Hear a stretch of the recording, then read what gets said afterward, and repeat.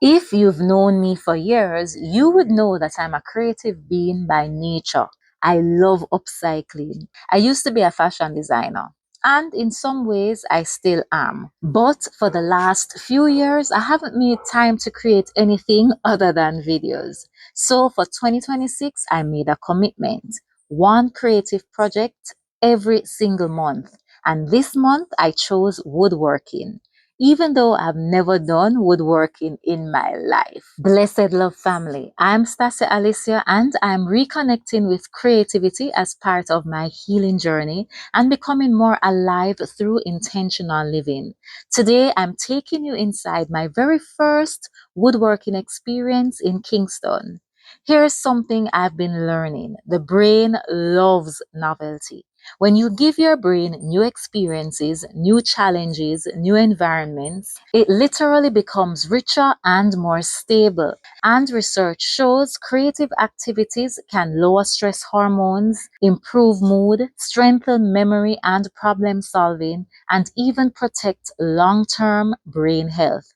So for February, I attended the Kingston Woodwork Workshop. And listen, if you're looking for something to do other than parties and restaurants, try this.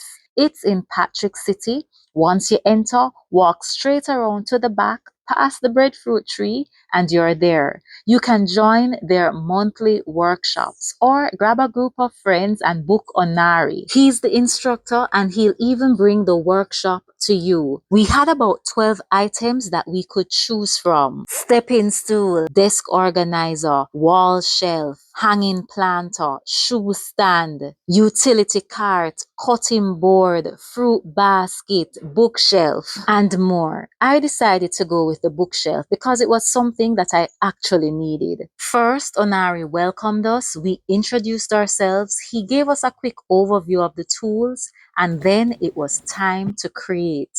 So first step, measuring the wood. Then I made my way to the cutter and listen. I did a move too uncertain, so Onari stepped in and showed me exactly what to do.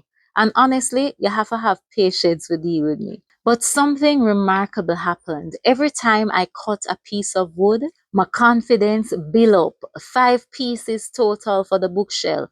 By the third piece, I start feel like maybe, just maybe, I know what I'm doing. Next step was sanding because you don't want the rough edges to scrape your hand later. Now it was time to assemble. Wood glue, screws, and yes, I learned to use the screwdriver properly today.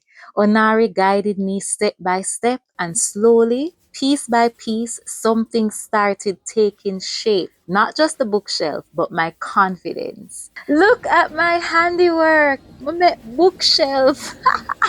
I'm so excited. Watch me dance and laugh. Honestly, blame instructor Onari because now I think I'm a carpenter.